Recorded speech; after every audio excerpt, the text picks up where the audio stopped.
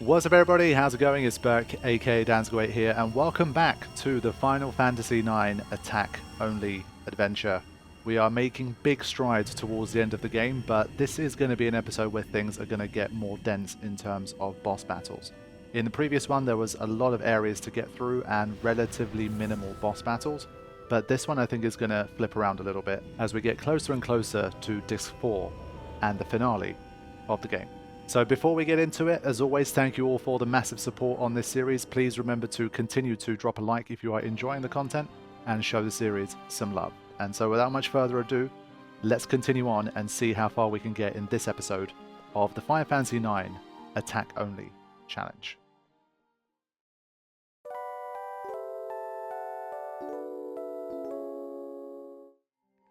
At the end of the last episode, we had made it all the way to Terra, and we were exploring through Terra and in the Bran Bal area. And for this one, it's mostly, again, just kind of looking around and picking stuff up. In the name of moving things along, I think one of the main things that is important to have a look at is the new Moogle shop that is available, because it does have some pretty nice stuff. So we're going to skip ahead to that, and if we have a look here, we have something called the Orichalcon for Zidane. I do not know how to pronounce that. It's always been a bit of a mystery to me. But that's one thing that we're going to definitely pick up. It's basically the strongest dagger that we can get for quite some time.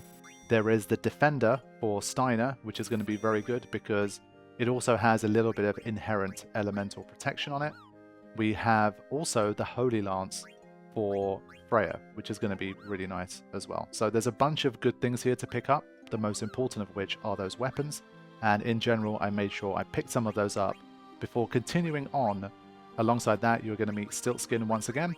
Make sure you get his stuff, because the reward at the end of the Stiltskin quote-unquote quest is that he will give you a ribbon. And that's something that we're really going to make use of towards the end of the game. And so with that, I'm basically going to push forward now towards Pandemonium and pick things up from there. So as a final check of how Zidane is doing at the moment, we have basically something that boosts his strength on every single possible accessory thing. So whether it be body armor, whether it be the accessory slot, everything is boosting up his strength.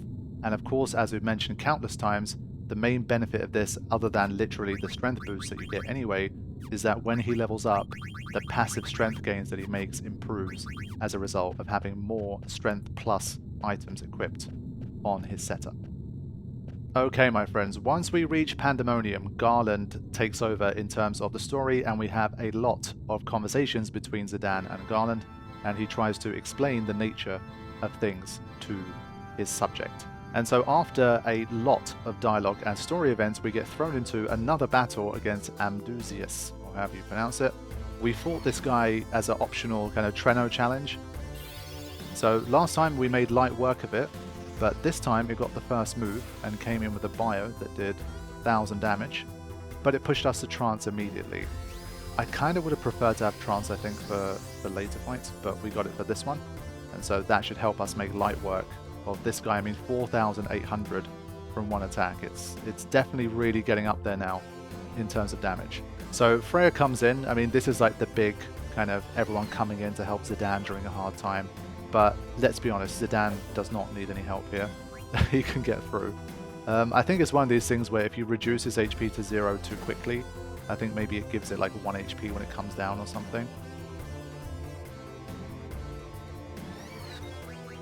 Yeah, I think the HP numbers get a bit out of whack here. I think if you do too much damage, it basically doesn't let you kill it, because probably the other characters need to come in and say their lines and that kind of thing. So I don't know why this battle played out the way it did. Either the Jagged Guide is wrong, there have been some occasions where the Jagged Guide has been wrong, or there's a little bit of funky mechanics there to stop you killing this guy too quickly.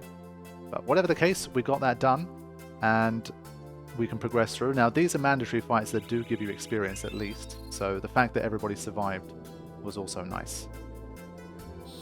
And it immediately throws you into another fight. And so for this one, you're not able to heal in between the fights. And so suddenly I was like, wait a minute, this isn't looking as good of an opportunity, but at least we have a fresh Queener and Steiner, so that should hopefully help us a little bit. So the fight starts with these two, and we are facing the Abaddon, which has 12,658 HP. apparently. So for this fight, if you haven't prepared basically all of your party members with something in advance, they're not really going to be very well prepared, and you might find yourself in serious trouble. So let's see how these two did. Steiner just about manages to tank it, comes in for more damage, but still, I mean, we need at least 1 or 2 more hits. I'd say 2 more hits from Steiner. But thankfully, in the nick of time, Zidane does join in, even if he is a bit late, as Steiner says. But thankfully, he comes back with his 3,196 HP. So that's definitely a massive help. And so with that, he can come in and hopefully finish things off. Now again, I think I've done more damage than what Jagged says the health is. But it must be the case that these are kind of multi-phase fights, kind of technically. And so I think when Zidane comes in, its HP must reset to a certain number or something. That's the only explanation I can think of for now. But there you go. Queena did not grab the experience there, because obviously they died, but it is what it is. And so Zidane continues his path forward, limping along, and limps straight into the final boss battle of this little mini-series of mandatory fights. Looking at the picture of this, like when I was looking at the Jagged Guide before triggering it, I was like, holy shit, this thing must have crazy defense. And we only have a one-on-one fight here, like this might be a bit of a problem. And so we are facing the Shell Dragon. Thankfully, once again, we have 3,200 HP, so that definitely helps. Well, we took 1,000 from the first attack. Let's see the damage. Thankfully, we can do pretty normal damage, so that really helps. Earthshake comes in. This one has 10,921 HP under normal circumstances. So again, if you look at the numbers, we're not going to be able to kill this thing in time at the moment. We need 2 more hits from Zidane. We might just be able to make it, actually. See? Charge comes in. Yeah, it's not going to be enough because we basically trade hits 1 for 1. Now, thankfully, at this particular moment, he gets healed. So this is the game really not wanting you to fail this section, because this is supposed to be obviously a bit of a, you know, the team comes in to help Zack. The team comes in to help Zidane. So I think if they made this too hard and you kept failing, I think it would take away from the moment. So thankfully, Zidane gets his HP back. And even though Garnet is not offering too much in terms of HP, the fact that she heals Zidane in the first place already made a big difference. And so with that, we should be able to hopefully get this job done as well. So the HP numbers are a bit out of whack, like what you see, like what I tell you guys and what's on the top left are not really accurate. Honestly, I don't know. If I find something out to do with that, I'll definitely put it in an annotation. But it's going to have to be extra research. When I was actually recording this live, I didn't track how much damage I was doing that much, really. And so I didn't really know. I thought I basically did over 10,900, but I think I ended up doing like 15,000 damage there or something, or maybe more.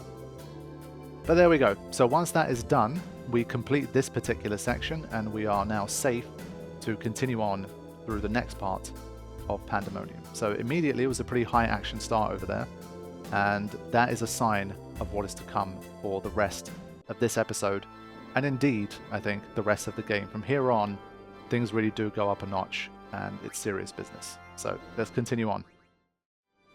Okay, so from here on, the game allows you to kind of focus in on more of a specific party.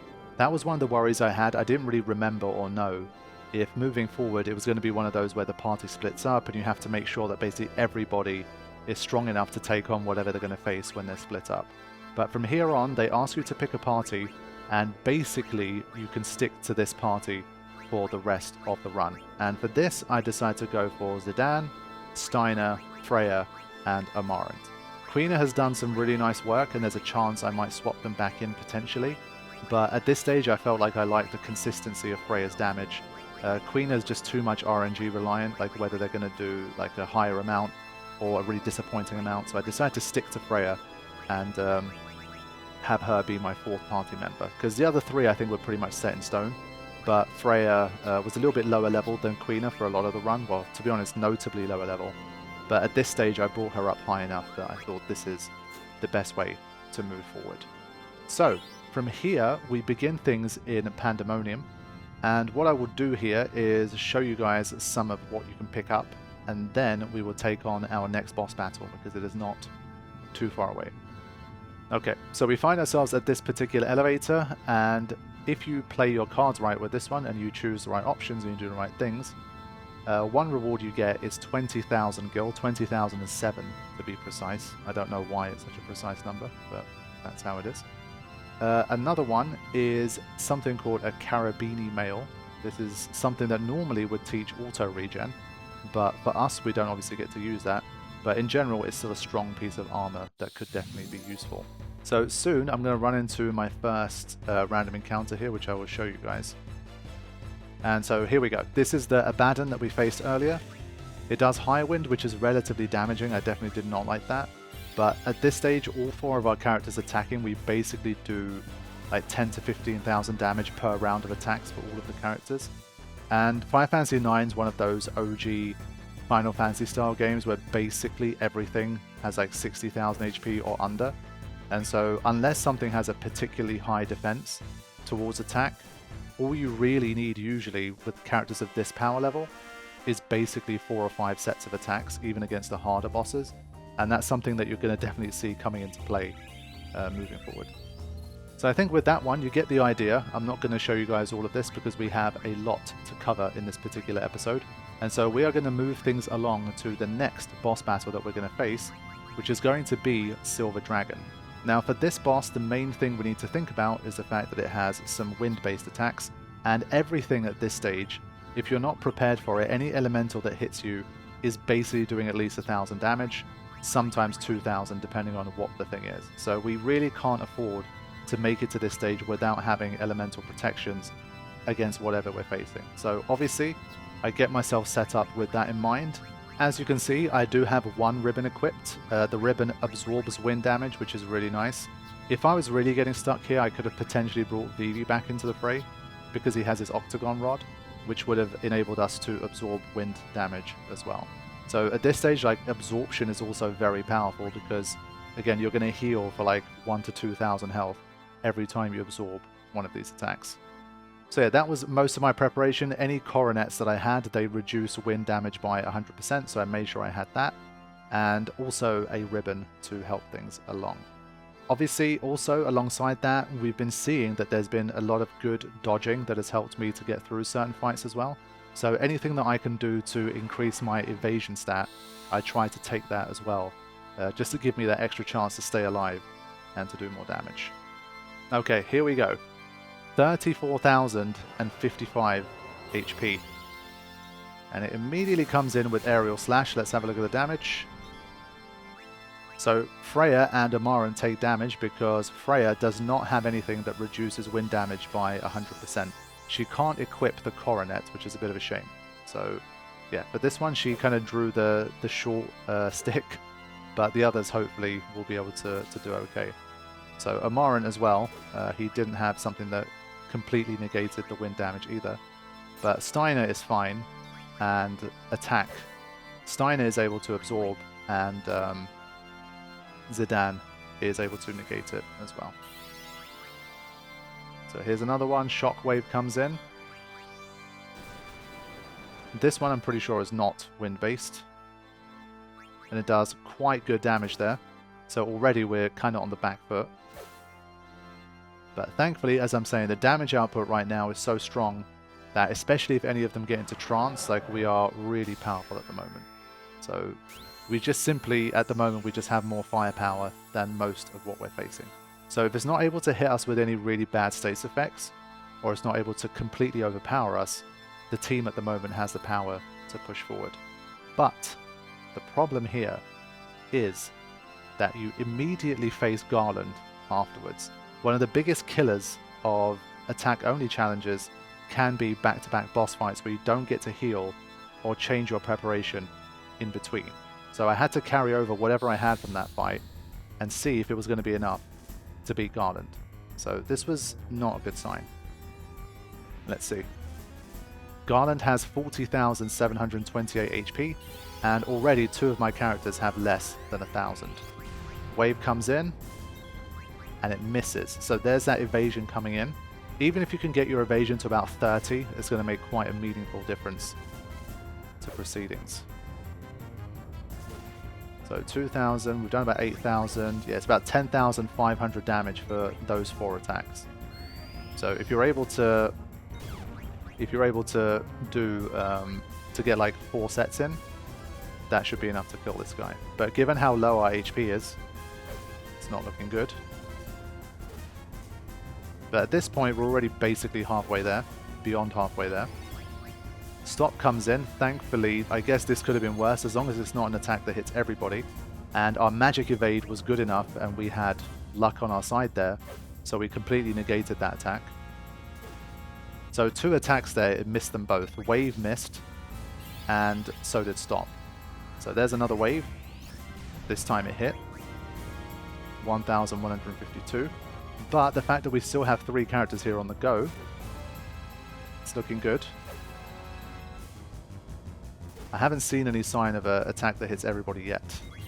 Here's another one. Flare comes in. Singular attacks, always going to be more favorable for us. But you're going to be seeing a lot of Flare later on. 1,900 damage there. Can these 2 get the job done? Yes, they can.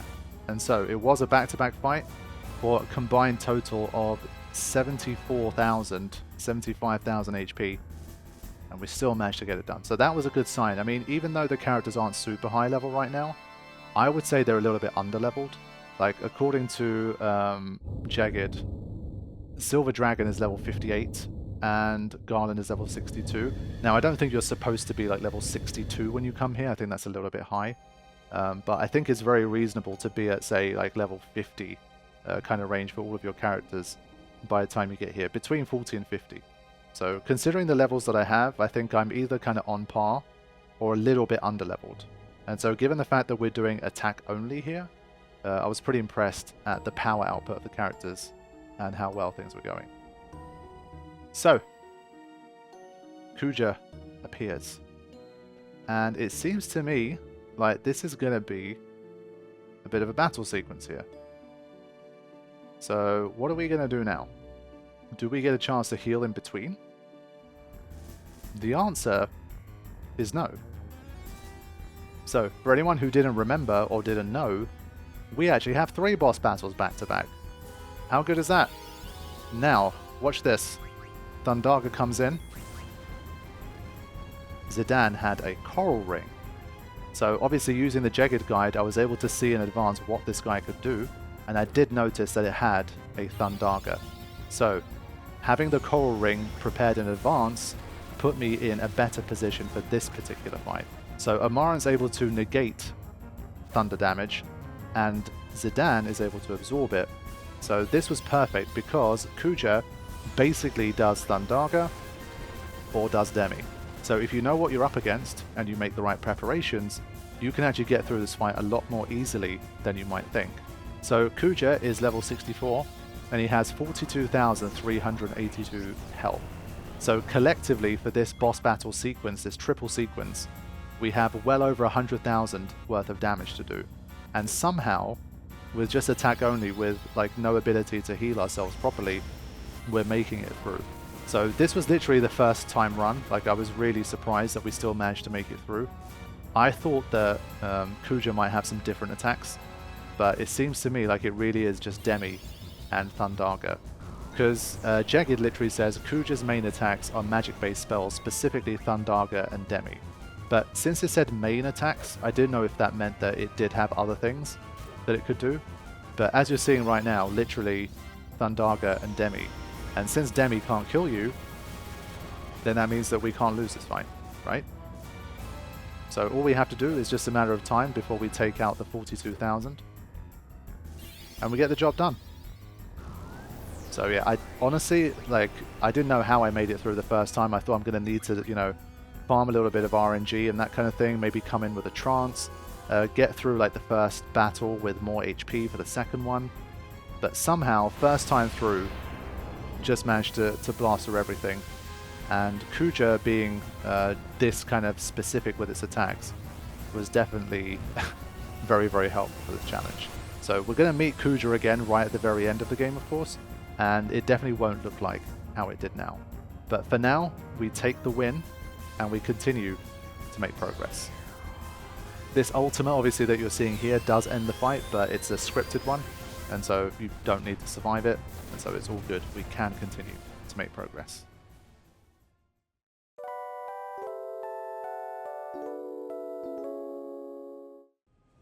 And so with that, my friends, we actually complete the third disc and make it to the final one. All that's left at this stage is Memoria and all of the boss battles that await in the final dungeon and finale of the game. So I was very pleased I managed to make it through this far without using the magic stones, and honestly, very, very minimal amount of grinding for anything. It's still funny to me given how much grinding I needed to do at the start of the game to even beat the first cage boss. It's just really funny how after we kind of got over that initial hurdle, things have generally been relatively okay and nothing too problematic. I had expected at least like maybe 1 or 2 bosses that were going to force me to go up like 10 or 15 levels or something, but so far at least it hasn't happened. And so we are able to get the invincible airship and make our way around the world one last time before heading into Memoria to try and complete this challenge. Okay, so this was another one of those sections where if you want to, you can be more prepared and spend a lot more time doing it, or you can just make a push and see how far you can get. I went something much more closer to making a push at this stage because I hadn't encountered anything that was particularly like impossible or super hard to defeat. And so I thought to myself, let's just find wherever that wall is first and then work backwards from there, because basically almost up until the absolute final boss, like literally before Trance Kuja, you still have a chance to go back and go out into the world once again. So I think I spent maybe 15-20 minutes here just like trying to gather things that I wanted, and then we started to move on towards Memoria. So I'm going to go through some of the stuff that I did, and I'm going to show some of it in the background, and we are generally going to move on to Memoria for this episode as well. So that's going to hopefully leave episode 8 as the true finale of this series, as I had intended. It'll be a perfect amount of time for what I wanted to do. So we'll see how that goes. If it ends up being incredibly difficult, like if I didn't manage to complete things and it took really long and I had to do something particularly special or different, I might need a 9th episode to kind of talk about things in more detail. But as of this point, it's looking like it should be possible to do it in 8 episodes. We'll see how it goes. Now, in terms of things you can do, you can pick up the final Stellazio, Pisces, and then take it back. And for number 12, you get a Robe of Lords, which is not specifically useful to me at this stage, but hey, I picked up everything that I could. The next thing that was very easy to pick up and very, very important to pick up was from Stiltskin. So if you go back to Alexandria and go to the steeple, you get to see Stiltskin again. And if you pay him 5,555 gil for the final set of things that he gives you, he will give you a ribbon on top as a reward if you have been buying everything from him as you go along. So that makes it 2 ribbons in this challenge. Remember, ribbons absorb both water and wind while negating the damage 50% from other elements. So it's a really, really important accessory for the remainder of the challenge. Now, aside from this, one of the things that I wanted to do was to go back and try to complete the Knights challenge. So I went to Treno, and I didn't realize that the final battle was against the Behemoth. And the Behemoths are incredibly powerful in this game, and they use Meteor really often. So I gave it a go, and I very quickly got my ass handed to me. And I was like, you know what, I kind of don't need to fight this guy. And so I decided to leave it alone and just move things along. So I didn't do the Knights challenge for now. I don't think it's that necessary, but I thought I'd give it a go. Just I'd had a clean run through all of them, and I thought maybe there's a chance I can just blast through this one as well. But the Behemoth is crazy tough, and so Zidane solo at these kind of levels with this kind of setup, there was no way. So I decided to skip that one. Speaking of skipping, there are a few more things I skipped. Early on, I was trying to kind of build up my Chocobo hot and cold stuff so that I could get as many of the high level stuff early as I could. Then as I went on, I was like, you know what? It doesn't seem like it's difficult enough to really necessitate all of the farming that you need to do for that. And so I thought, let me save myself the time and just continue the story. And if I end up getting stuck, then I can always go back and do more Chocobo hot and cold later on. And this was another one of those crossroads, because there are some very good things available here. Things that either you can't get right now, or that you'll be able to get later for a lot of money. But I still decided to skip it at this point, because I wanted to continue on the momentum, and so I did not do any more of the Chocobo Hot and Cold stuff in the game, continuing forward. There are of course consequences to not doing more Chocobo Hot and Cold, and one of those, for example, is that you cannot get the Ragnarok weapon for Steiner. It has 87 attacks, so it's incredibly powerful, and in an attack only challenge you probably should get it. But again, I thought to myself, you know what, if I really get stuck, I can always try and go back and get it later. For now, I will try to get the best sword that I can get and just kind of move along from there. So the Ragnarok I did not have, but I could have got at this particular point. And a second one that I could have got and that I didn't get was actually Excalibur. The reason for that is because it has 77 attack power and it has its own little side quest to be able to do, and I was like, you know what, I'll just skip the side quest and I'll buy the Ultima Sword from Daguerreo in Disc 4, and it only has 3 less attack, and I thought to myself, 3 less attack probably won't make the difference. So for Steiner at least, I skipped out on 2 weapons that were better than the Ultima Sword. Now that might come back to bite me in the arse, and I might have to come back and get them later, but for now at least I just picked up the best one that I could get, and I decided to move on from there. Other than that, I will show you guys in the background, there's definitely some more things that came up in the shops. Things that you can synthesize and things that you can buy in both Black Mage Village and Daguerreo. The main one that I definitely wanted was the Rosetta Ring, because that allows you to absorb fire damage. So I have 2 coral rings, I have as many Mundane rings as I need, which absorb ice, but I only have 1 Rosetta Ring, and I thought I definitely need 4 of those in case I fight something that has fire elemental damage. And so part of what I did was making sure I picked up 3 more Rosetta Rings during that process. Other than that, as I mentioned, there's Ultima Sword for Steiner, there's also a more powerful weapon for Amaran that's available too. For Freya, you're going to pick one up relatively soon once you enter Memoria, so the Holy Lance was the best that I could manage with her for now. And for Zidane, weirdly enough, his weapon that we have from before is still actually stronger than stuff like the Masamune, so I decided to keep what he has, and he will get an upgrade a little bit later on in Memoria as well. Now unfortunately, all of the stuff that I've listed to you, all of those weapons and the synthesis shop and that kind of thing, they are not free, and they are also not cheap.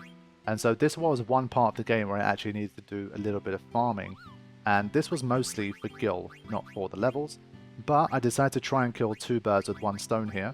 Went on Google and I was like, what is the best way to farm in Disc 4?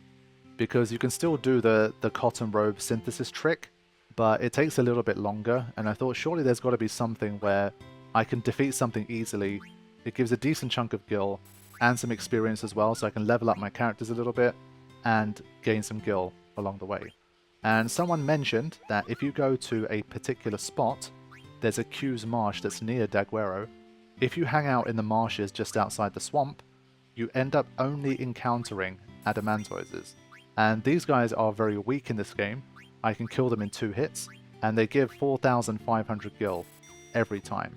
So if you have speed up, and you have a strong party, it barely does any damage to you, you kill it very quickly. And I did a little bit of a test, I think at one point. I had a look at the clock, it took me 7 minutes of real time to get about 120,000 gil. So it was pretty quick. I didn't have any complaints with that method. I didn't need like an insane amount of gil. So I spent maybe a total of, I don't know, 20 minutes, 15-20 minutes just fighting adamantoises over and over again. Increased my levels a little bit. It doesn't give a super amount of experience, so it's not a great like experience farming trick. But at least, hey, any passive levels that I picked up while I was trying to farm the gil is definitely something that I was going to do. So that is the general story of what I did before heading into Memoria. It was making sure especially that I had the Rosetta rings, picking up any weapon upgrades that I could, and any other accessories like equipment that I could find that gave me any kind of solid elemental protection before heading towards there, because we are going to be fighting the Guardians that we basically didn't fight earlier in the story. And so as you know, those Guardians each have an element assigned to them, so the more elements you can either completely negate or absorb, the easier your life is going to be. And so with that, we are going to move swiftly on to Memoria, the final dungeon / area of this game, and set ourselves on a collision course with Trance Kuja and of course Necron. Let's get to it.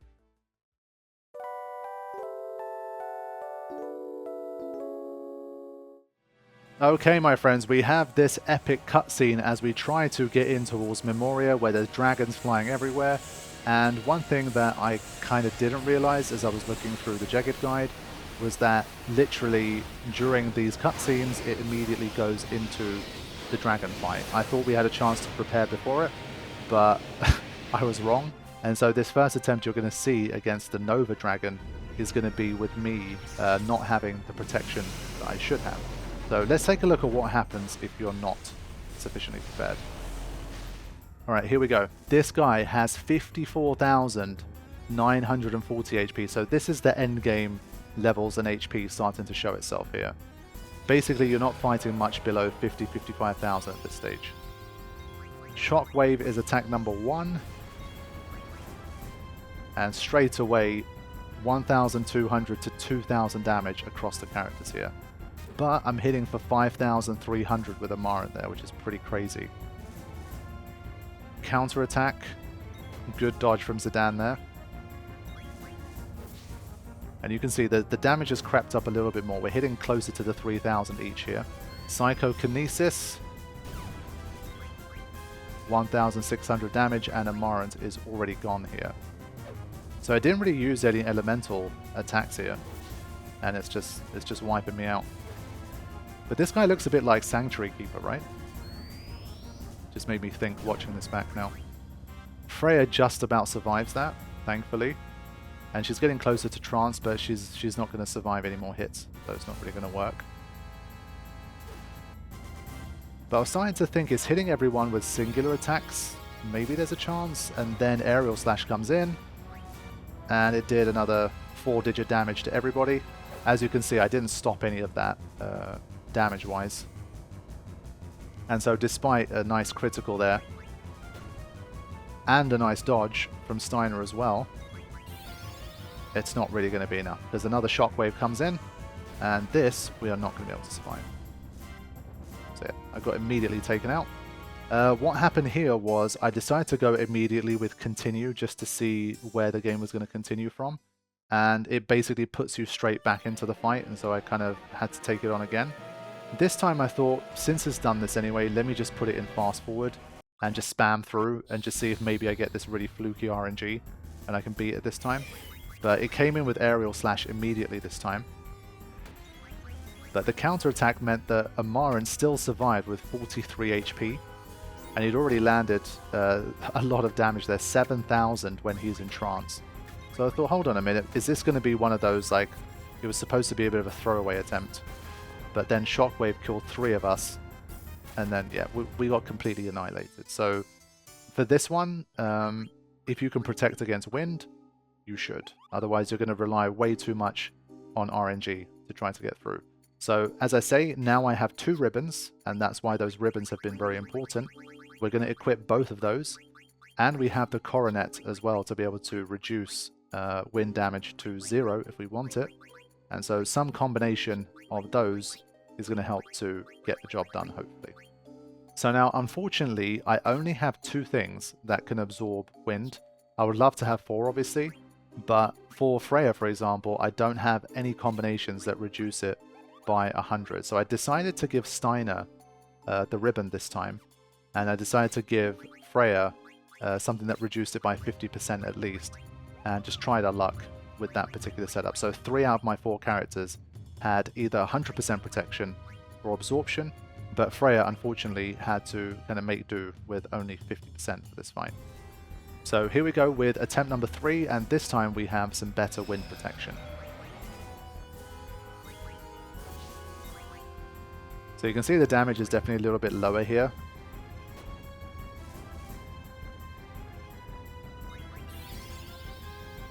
This time Tidal Wave came in, and this is why, again, Ribbon is great.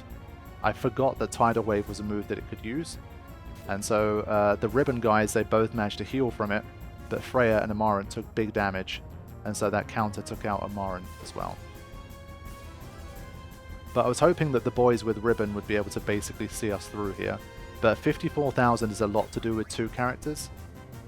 If you have all 4 of them kind of going at it and doing like 3,000 to 4,000 damage or whatever, then you can still wipe it out pretty fast. But relying on 2 to do a decent chunk of it is going to be a bit risky.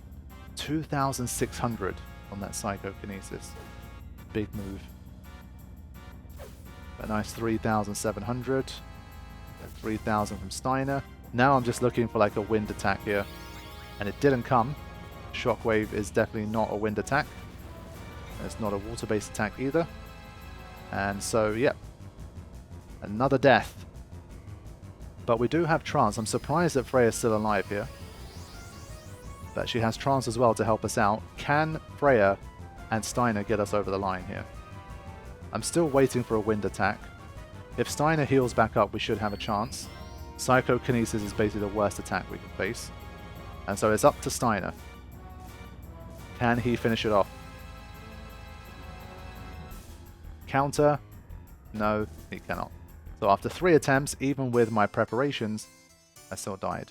But there was one thing that I could change for attempt number 4, and that was the fact that any character that didn't have a ribbon, I didn't give them water protection. I forgot that it could do Tidal Wave, and obviously that does water damage. And so for the next attempt, I came in with some extra water protection as well. Okay, so here is the 4th, and hopefully final, attempt against a Nova Dragon. Aerial Slash, this is a nice start. So even Freya only took 416 damage there, which is really nice. Gives us more chance of seeing a Trance as well, potentially.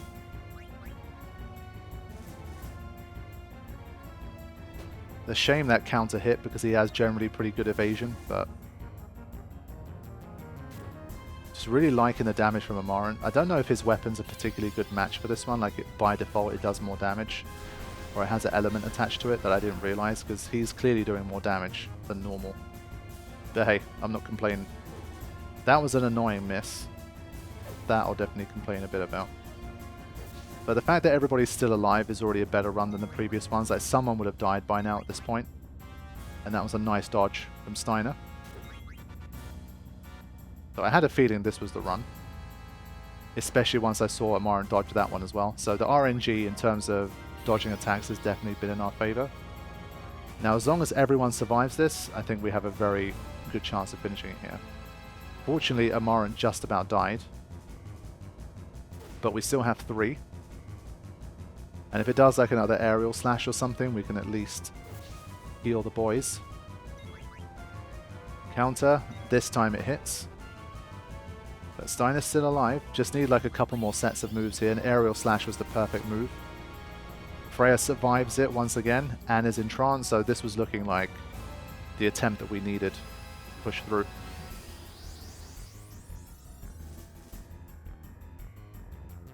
There it is, 3,700, very nice. So we're really piling on the damage now. But it's still standing, 54,940 HP, man. It's a lot. But another good dodge. But can't dodge this. 1,100. The variation's quite high. I swear Zidane got hit for like 2,600, one of those. Still standing. And it got a dodge in. So this was like a lot of work. Now Twister comes in. Thankfully wind-based. They got healed for like 4,000. I saw a 4,000 on Steiner there. It's insane. And there we go. So thanks to the ribbon, it's no surprise that the 2 characters that had a ribbon equipped managed to see the fight through. But Freya put in a lot of good work there as well, especially with a trance hit or 2 as well. So there we go, our first boss battle with over 50,000 HP, 54,000 at that. And so it took a few attempts, but again, with the right elemental setup and a little bit of RNG along the way, we managed to defeat Nova Dragon and properly get ourselves into Memoria to begin the final dungeon and challenge of this series. Okay, now the one thing that I had feared that hadn't happened up until this point was, what about like getting through a long dungeon stretch and we run out of like high potions and stuff to heal? Because the characters have a lot of HP now, and any random encounter that we get into, we're probably going to take a lot of damage. And so you're going to see the first random encounter here. This was a sign of things to come here. Comes in with a Firaga. I reverted back to my full power setup, so I have no elemental protection at this stage. Because I'm like, if I can get through any of these fights, they're going to give me a lot of experience and likely level ups. And so I just want all of the power stuff when I level up. So nasty status there. Amarant just gets locked out of the fight. And you can see lots of HP. So they're not dying in like 3 or 4 hits. Hold breath. Amarant getting really punished here.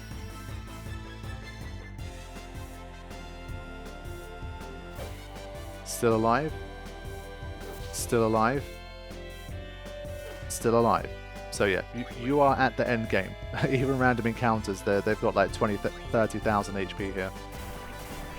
Really serious stuff. And Amarant is dead. So if we have to face, say, I don't know, 8 random encounters in a row, 10 random encounters in a row without being able to save, what is that going to do to our resources in terms of high potions and that kind of thing? So I was a little bit worried about that whole thing. Now here I'm looking for Freya's Cane Lance. This is where it is, but I couldn't quite find it. So you see here, I came in with 99, but just to get like 1 set of heals, you're already using up so many of them. So I was a little bit worried that I'm not going to have the resources to see it through to the end here. But we're going to have to rely on those tents quite a lot every time we're able to use one. Okay, so attempt number 1 to find the Cane's Lance failed. I'm going to try again here. As you can see, I'm walking to the right, but I just couldn't get through to the right bit until there. But I already triggered off another encounter, which was a bit annoying. And the second encounter is against an Iron Giant. Oh boy. See, thankfully its defense is high, but not super high. Fist. Oof, 2,600 damage there. This is what I mean, like the encounter rate is quite high. I barely took a few steps and I got an encounter. So I was like, how are we going to handle the path to the finale here? So all of these encounters, obviously I'm going through in like real time just to see how these battles are playing out. This was lucky. Helm Divide brings you down to 1 HP, so the fact that it did it to Amarant, who was already on critical HP, worked out pretty well. But again, far from easy here for these encounters.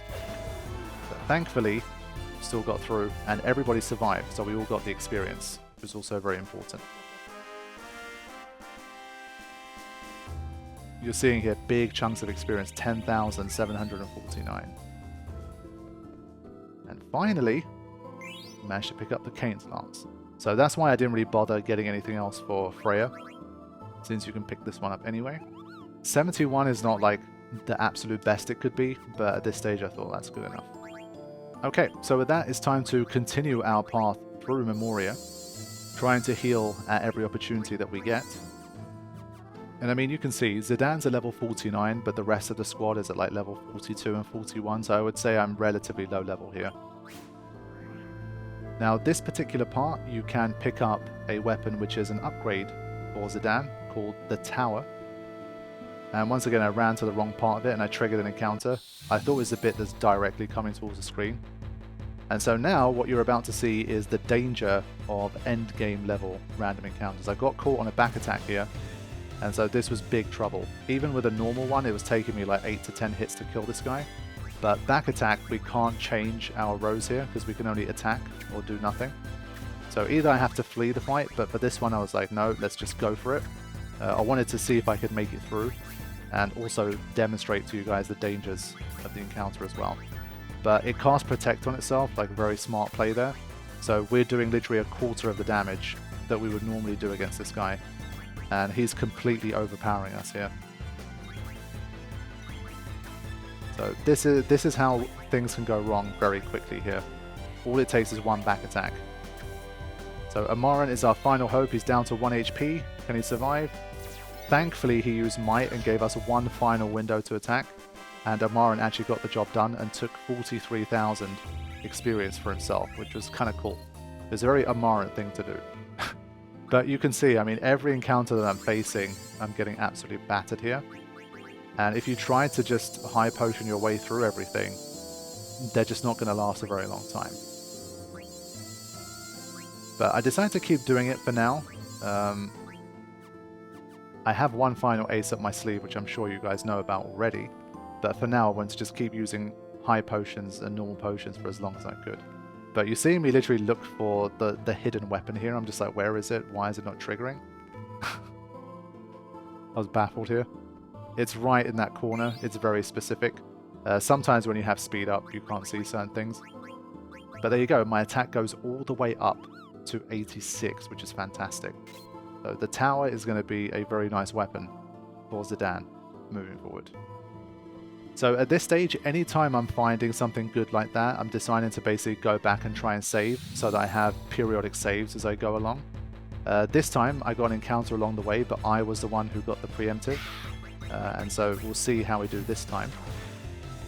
You can see the pattern here though. It does Venom, then Cold, and then attacks it with the move that basically KOs, the Virus Crunch. And so if you let it get 3 hits in on you, someone is going to get KO'd. Pretty much guaranteed. But at least the other 3 get their experience points. And Zidane is quite far ahead of the others, so I didn't mind it too much. So there's those high potions. They've almost run out, basically, at this point. So my plan was to basically go back, save, and then go get 99 high potions again, and then come back. So I'll show you guys this final encounter. I'll show you like me making it back to the save sphere safely. And then from there, we'll head back and continue on with the next boss battle in this area. So Zidane's having a bit of a difficult time of it at the moment. He got picked on twice. But at least his comrades are getting a chance to catch him up a little bit here. But the sheer amount of resources being taken up here is definitely brutal. Like I've basically run out here. And we still have a long way to go. Yeah, it's definitely not the best way to do it. We're going to have to rely on these, like when we're stuck. We're going to have to use tents. And the final frontier is basically to start to use elixirs to heal. Since I can't use them in battle anyway, I've obviously held on to them as much as I can. But then we had this enemy, another back attack, and I was thinking, for God's sake, why does this keep happening? Zidane got hit again. So he's not getting experience for the 3rd fight in a row. But thankfully it killed itself and gave us some experience.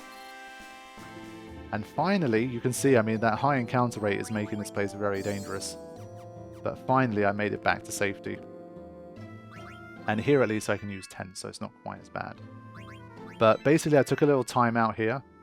Went to get 99 high potions, got some more tents, got all of my stuff together, and then came back to fight the next boss.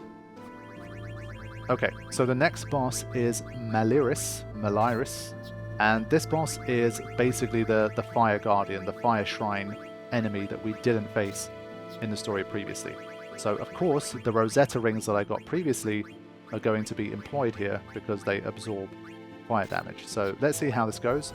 59,497 HP. So that's generally the standard here. Between 55 and 60,000 HP is going to cover basically all of the rest of the bosses that we have from here on out. So immediately with a Flame Slash, should be absorbing that. 4,400 absorbed. Insane. Now missing that first attack was definitely a bit annoying, but we also have a trance available for Steiner and potentially Zidane as well. So it wastes a turn with a Reflect here, which is perfect for me. More than happy to let it cast Reflect on itself.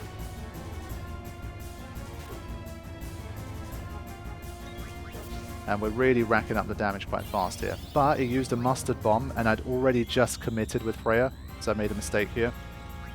Freya's going to die, because as we know, when you're in a heat status, the second you take a command, you die. Another miss from Zidane there. The fact that he missed twice annoyed me. Once you can live with, but missing twice in such quick succession, that was a bit lame. So then it did Sword Quiver for 3,000 damage, and I was like, what the hell, man? Like, we have Rosetta Stones against the fire enemy. Surely we should be having a relatively easy time here. But the answer is no. So now, obviously, I'm a bit wiser than I was last time, and I'm waiting. Thankfully it missed, so it did end up being a problem. But obviously now, whenever it uses Mustard Bomb, I have to try and be patient and just wait. Flame Slash, Rosetta Ring, 4,500 healed. I mean, imagine trying to do this fight without Rosetta Rings. It just would not be a very good idea. I think you'd be able to get by with RNG if you had, like, Fire Negation, like it doing no damage, but there you go. Still managed to get the job done, so we had one Mustard Bomb, but this guy has a final trick up its sleeve. It does a final move called Raining Swords after you kill it, and it did huge damage there. Thankfully, Steiner somehow only took 1,000 and managed to survive and see us through. I really didn't think it was going to be that powerful. It says in the Jagged Guide that Maliris will use a move called Raining Swords at the end of the fight that hits each party member for 500 to 1,000 damage. So once I beat it, my eyes kind of glanced over at that, and I was like, 500 to 1,000? Yeah, I should survive that, that's totally fine. And then I saw like 3,000 or whatever damage it did to Zidane and Amar, and I thought, oh shit, that was maybe a little bit lucky that I even survived that. So I guess their defense must have been particularly low or something. Or maybe it's another one of those moves that can do anywhere from 1,000 to 3,000, it's just a bit of RNG. But whatever the case is, I managed to defeat Maliris and make it through to the next boss in Memoria. And so I think from here what I will do is I will show one final thing that I picked up. I'm not going to show any more random encounters because you've seen them all at this stage. I will pick up the Rune Claws for Amarant, which are basically his ultimate and most powerful weapon in one of the future areas that we go to. Definitely super important.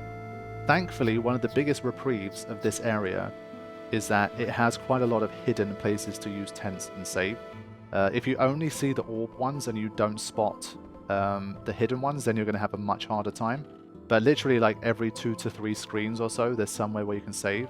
And more importantly, where you can use tents. So in terms of keeping my party alive and not having this area completely drain all my resources, those hidden save/tent points definitely helped me out a lot. So I had to prepare for the next boss battle, which was going to be against Tiamat. Tiamat is one of those names that, like, as you play more and more Final Fantasy, especially the OG ones, you really like it becomes synonymous with like difficult battles. It always tends to be like a high level battle. And so this one might prove to be one of those as well, because the first line of the Jagged Guide for this one says, Tiamat is one of the more difficult fights in Memoria. In terms of preparations for this guy, there's 2 things that can help us out. One is wind protection, because it does have a move called Twister, which we've seen before, that can do a ton of damage to everybody. The second one is a move called Jetfire, which does fire-based damage, as you might have guessed. So it's a mixture of stuff like Rosetta Stones, Coronets, and Ribbons in preparation for this fight. So let's give it the first attempt and see how it goes. 59,494 HP. So a lot of work to do here. 3,700 to kick things off. 3,200, that's 7k already in no time. Absorb Magic is a move we want to see as much as possible. Obviously it's a free move for us. 3,300.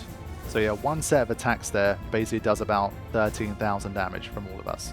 So we need about 5 full sets of attacks here in order to beat this guy. So float doesn't work. You will see something in the future when float happens if you're not too familiar with the battle mechanics of Tiamat.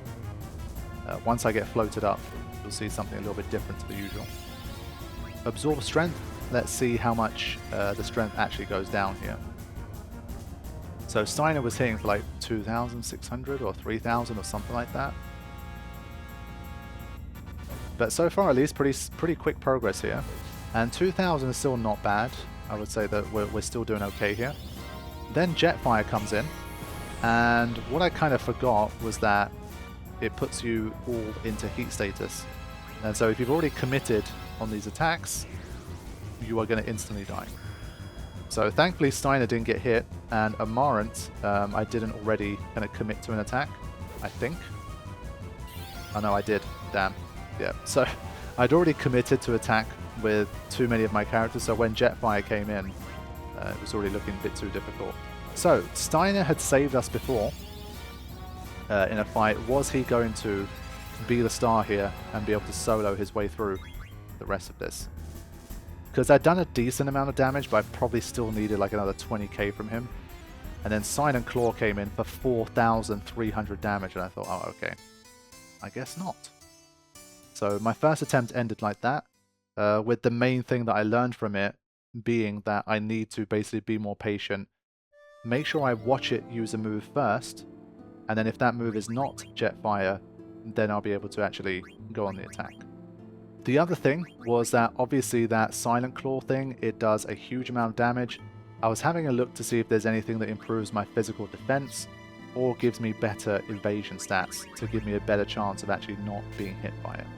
So I had a look through, made a few little adjustments just to get myself a little bit of extra defense or evasion, but in general was mostly the same setup, but just playing the fight a little bit more carefully for the next attempt. Okay, here we go, round 2. Immediately comes in with an Absorb Strength on Amarant, which I did not like, because he's one of my absolute biggest damage dealers.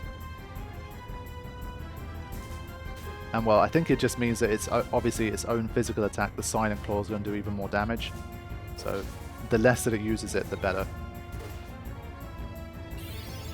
Okay, so this time Float Status comes in, and you will see me do absolutely nothing with Zidane. So there's two things you can do in this challenge. Either you can select the attack command, or you do nothing. And the reason we're doing nothing here is that while you're floated up, if you attack it, it will use the Snort ability as a counter attack. And anyone who's seen the Snort ability before knows that it's an ability that literally ejects you from the fight. And we do not want to be ejected. So if you're floated up in this fight, just hang tough, wait for it, do not attack, and just wait for your opportunity. Since we heal from Jetfire anyway, and we heal from Twister, we kind of just have to trust to the RNG and hope that he doesn't just Silent Claw like 4 times in a row and kill everybody. So there's a lot of waiting in this fight. It's probably the fight so far that I spent the most time just doing nothing and just praying that I stayed alive. So that didn't work too well there, but we basically don't have a choice, because obviously when you're in heat, you're going to die, and if you're in float, you're going to get ejected from the fight, which is kind of the same thing. So if either of those two things happen, you don't have a choice but to just wait. So now that Amarant's gone, let's see if we can still make some more progress here. Gain a bit more momentum. So Freya's still doing good damage at least. Another float comes in. This time it worked again. At least Zidane and Steiner had their turns before Freya, so I got 2 more attacks in before having to wait. So definitely a bit of an RNG one. If it spams Silent Claw too much, there's not really a lot you can do. But if it uses a lot of like Magic Absorb, MP Absorb, Twister for this one, then you're going to have an easier time. But just got to stay patient here. It sucks because you know it can kill you at any time, so you're kind of itching to just keep attacking, but you have to just wait. There you go. It's kind of frustrating that we can't get any trance on Zidane and Steiner as well, because they're basically either absorbing or not taking damage or getting KO'd. There's kind of nothing in between. So once again, another float. It used float a lot in this particular attempt. Again, left me with no choice. Silent Claw. Great dodge there. That was probably going to be a one-hit KO, so Steiner really saved himself there. Yeah, you're seeing, especially when you're down to 3 characters, that 60,000 HP takes a long time to get through. and it keeps absorbing more and more of our strength, making the job even more difficult. 1,600, 1,600 basically. But thankfully we still had enough in the tank to get the job done and notch a win against Tiamat, always one of the more iconic boss battle names of the Final Fantasy franchise. So I think for this episode I will end it here, because I have covered a lot of boss battles in this one, and as you might suspect, the rest of Memoria will also feature a lot of battles, so there's a lot to get through. I haven't seen the credits as of this point. We will see how far I can get and if I can do it, or if I'm going to get really stuck at the end and I need to do something a little bit extra to get through. You will be finding out how it's all going to pan out very soon. So thank you all so much for the support. As always, early access is going to be available for the finale on Patreon. A special thank you as always to the patrons for their support on series like this. It really helps in a massive way. And I look forward to uploading the next part and showing you guys either the ending or very close to it in the next one. So I will see you soon. Thank you for watching. Take care.